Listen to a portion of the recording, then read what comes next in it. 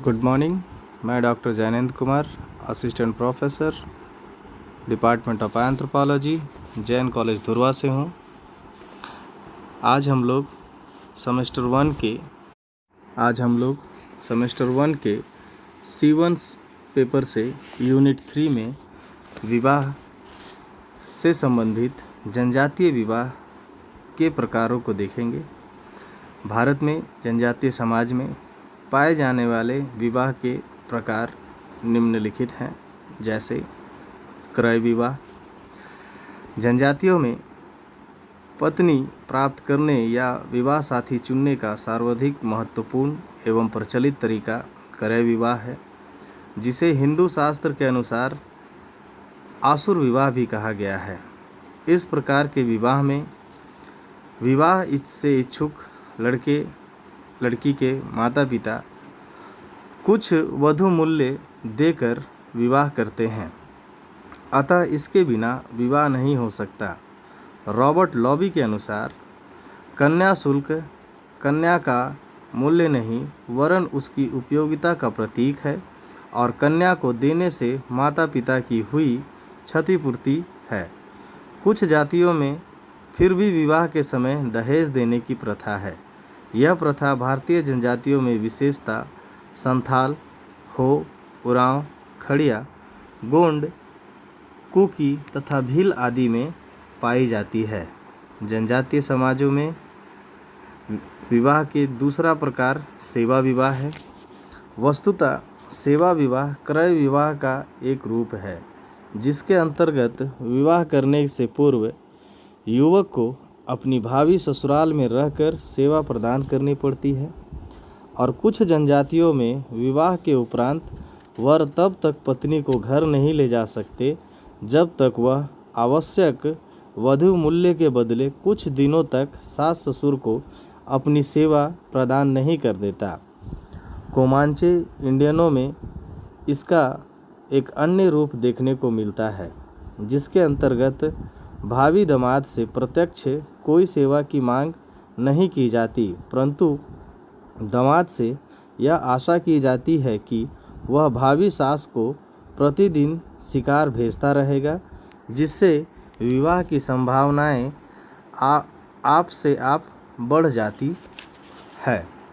यहाँ तक कि जो दामाद इस प्रकार नियमित रूप से शिकार भेजता रहता है, उसे खुश होकर सास अपनी दूसरी लड़की को भी उस दामाद की दूसरी पत्नी होने हेतु इनाम भी दे सकती है। अगर शिकार नहीं भेजा गया तो दूसरी लड़की मिलने की आशा नहीं रहती, यानी दामाद में अच्छाई बुराई शिकार देने और ना देने पर निर्भर करता है। भारत में गोंड, बैगा तथा बिरहोर जनजातियों में सेवा विवाह पाया जाता है। गोंड और बैगा जनजातियों में जो पुरुष वधु मूल्य देने में असमर्थ होते हैं, वे कन्या के पिता के यहाँ नौकर के रूप में कुछ समय तक काम करते हैं और उसके द्वारा किए गए श्रम या सेवा को ही वधु मूल्य मान करके एक निश्चित समय के पश्चात माता पिता अपनी लड़की को विवाह उसके साथ कर देता है। गोंड ऐसे व्यक्ति को लामानई और बैगा ऐसे व्यक्ति को लामसेना कहते हैं। लामानई को अपने भावी ससुर के कठोर परिश्रम करने के बाद ही स्त्री प्राप्त होती है, नहीं तो ससुर उसे भगाकर नया लामानाई रख लेता है। बिरहोर जनजाति में भावी ससुर अपने भावी दामाद को वधु मूल्य चुकाने के लिए रुपए उधार देता है और दामाद को सेवा द्वारा उस ऋण को चुकाना पड़ता है। इसी प्रकार जनजातीय समाज में परिवीक्षा विवाह भी पाई जाती है। इस विवाह में होने वाले पति पत्नी को विवाह से पूर्व ही एक दूसरे को भली भांति समझने तथा यौन संबंधी अनुभवों को प्राप्त करने का अवसर दिया जाता है। पति पत्नी को विवाह होने से पूर्व ही कुछ समय के लिए एक साथ रहने की अनुमति दे दी जाती है, जिससे कि वे निकट से एक दूसरे के स्वभाव को पूरी तरह समझ सके। यदि वे इस परिवीक्षा काल के बाद विवाह करना चाहते हैं तो पूर्ण वैवाहिक क्रियाओं द्वारा उनका विवाह कर दिया जाता है। यदि उनका स्वभाव एक दूसरे के उपयुक्त या अनुकूल नहीं होता है तो वो पृथक हो जाते हैं। दार्लुंग सुख प्राप्त करने का अधिकारी है, किंतु यदि वह इन सुविधाओं के उपरांत विवाह करना नहीं चाहता है तो थोड़ा सा हानि मूल्य देकर संबंध विच्छेद कर सकता है। हॉबेल के अनुसार इस प्रकार के विवाह का प्रचलन का कारण यह है कि जनजातीय लोग केवल कन्या मूल ही नहीं चाहते बल्कि संतान प्राप्ति की इच्छा भी उनमें अत्यधिक प्रबल होती है। इस प्रथा के द्वारा किसी कारण वे लड़की संतानोत्पत्ति की शक्ति की परीक्षा लेते हैं। प्रायः देखा भी गया है कि इस परीक्षा काल में अगर लड़की गर्भवती हो जाती है तो विवाह आवश्यक ही हो जाता है। इसके बाद जनजातीय समाजों में हरण विवाह भी देखने को मिलता है। इस प्रकार के विवाह में वर कन्या को उसके माता पिता की इच्छा के विरुद्ध जबरदस्ती उठाकर ले जाया जाता है। विवाह साथी प्राप्त करने की यह प्रथा दुनिया के अनेक समाजों में प्राचीन काल से ही प्रचलित है। कभी कभी तो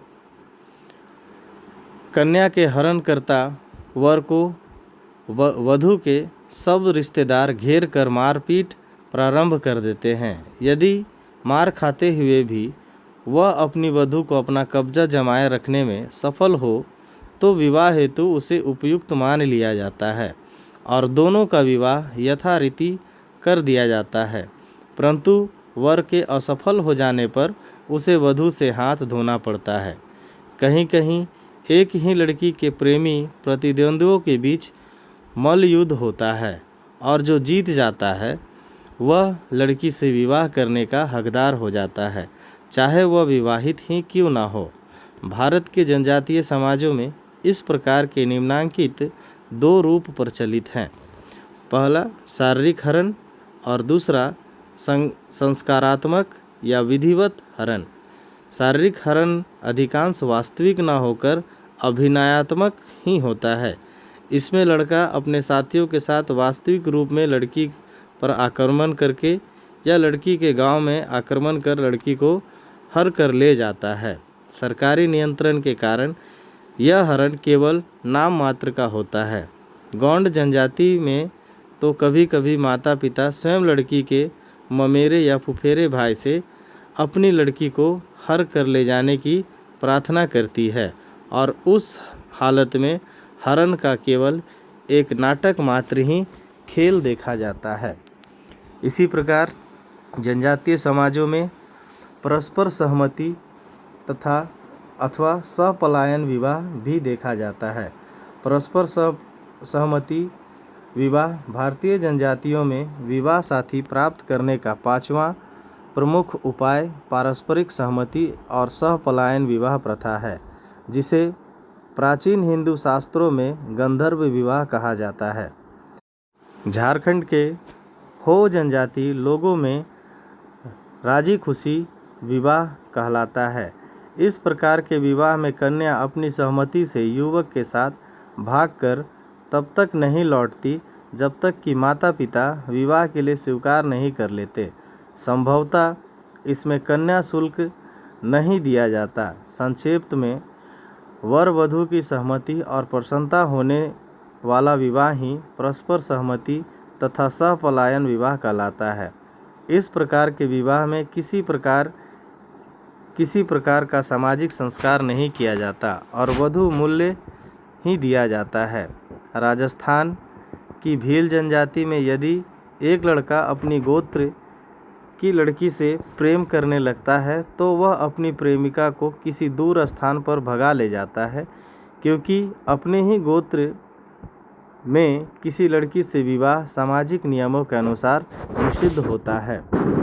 छठा विवाह विनिमय विवाह। भारतीय जनजातियों में विवाह का एक महत्वपूर्ण तरीका विनिमय विवाह है, जिसके अंतर्गत जब एक व्यक्ति का लड़का दूसरे व्यक्ति की लड़की से विवाह करता है तब दूसरे व्यक्ति का लड़का पहले में व्यक्ति की लड़की से विवाह कर लेता है उत्तर प्रदेश में यह प्रथा अदला बदली तथा पंजाब में सट्टा बट्टा कहलाती है। विनिमय विवाह में प्रायः यह कठिनाई होती है कि दो ऐसे परिवार नहीं मिलते हैं जिनमें से प्रत्येक में एक भाई और एक बहन विवाह हेतु उपलब्ध हो, यानी जोड़ा ढूंढने में काफ़ी कठिनाई होती है। इसलिए इस प्रथा का प्रचलन कम ही है। बोआस के अनुसार ऐसे विवाह में दोनों परिवार किसी को भी कुछ न देकर एक दूसरे को वधू मूल्य देते हैं। लुईस के अनुसार विनिमय विवाह ऐसा विवाह है जिसमें किसी को भी नुकसान नहीं होता, और हॉवेल के अनुसार यह बिना खर्चे के पति पत्नी प्राप्त करने का एक साधन है। यही कारण है कि यह विवाह प्रथा प्रायः सभी भारतीय जनजातियों में पाई जाती है, परंतु आसाम की खासी जनजाति में इस प्रकार के विवाह का निषेध है। 7वां, हठ विवाह। यह विवाह जनजातियों में एक विचित्र उपाय, अनादर या बालत प्रवेश या हठ विवाह है। इस विवाह में एक युवक विशेष से विवाह करने के को इच्छुक लड़की उसके घर में एक प्रकार के ज़बरदस्ती घुस जाती है और तब तक वहाँ से नहीं हिलती जब तक उसके प्रेमी के माता पिता उसे पुत्र वधू के रूप में स्वीकार नहीं कर लेते। इस विवाह में सिंदूरदान अथवा कन्या शुल्क आदि की विधि नहीं होती। यह प्रथा भारतीय जनजातीय हो, बिरहोर, उरांव, कुमार तथा मुंडा में पाई जाती है। उरांव इसे निर्बोलाक और हो इसे अनादर कहते हैं। नेक्स्ट है परीक्षा विवाह। जब वर के शौर्य की परीक्षा करने की पश्चात विवाह किया जाता है तो उसे परीक्षा विवाह कहते हैं। भारत में प्रचलित स्वयंवर प्रथा इस प्रकार के विवाह का सबसे ज्वलंत उदाहरण है। भीलों में शौर्य परीक्षा की एक विचित्र प्रथा पाई जाती है जिसे ये लोग गोल गाधेड़ो कहते हैं। इसमें एक प्रकार का उत्सव मनाया जाता है जिसके अंतर्गत एक लट्ठे अथवा वृक्ष में एक नारियल का फल अथवा कुछ गुड़ बांध दिया जाता है और लड़के लड़कियां मिलकर उसके चारों ओर नाचते गाते हैं। स्त्रियां वृक्ष के समीप घेरा बनाकर नाचती है और पुरुष स्त्रियों के घेरे के बाहर घेरा बनाकर नाचते हैं। परीक्षा तब होती है जबकि नवयुवक स्त्रियों के घेरे को पार कर गुड़ खाने और नारियल तोड़ने का प्रयत्न करता है। स्त्रियां उसे पीटती है तथा रोकती है। इसके बावजूद यदि युवक सफल हो जाता है तो उसे अधिकार होता है कि वह उस घेरे में चाहे जिस स्त्री को अपनी पत्नी चुन सके। नेक्स्ट है अधिमान्य विवाह। इस विवाह में सभी विवाह सम्मिलित होते हैं जिसके लिए भारतीय जनजाति में विशेष प्रकार के अधिमान्यता दी जाती है। यह विवाह असम के गारो तथा मिकिर और छोटा नागपुर की खरिया तथा गोंड जनजाति में प्रचलित है। जैसे भाभी विवाह, साली विवाह। भाभी विवाह प्रथा के अनुसार बड़े भाई की मृत्यु हो जाने के पश्चात देवर भाभी से विवाह कर लेता है। इस प्रकार की प्रथा संथाल, गोंड तथा खड़िया में पाई जाती है। तथा दूसरा है साली विवाह। साली विवाह के अंतर्गत स्त्री के मर जाने के बाद पुरुष अपनी साली से विवाह कर लेता है। साली विवाह की प्रथा गोंड तथा खड़िया लोगों में अधिकांश पाई जाती है। इस प्रकार हम देखते हैं कि विवाह जनजातीय समाजों में विवाह के कितने सारे प्रकार हैं। आज के लिए इतना ही। धन्यवाद।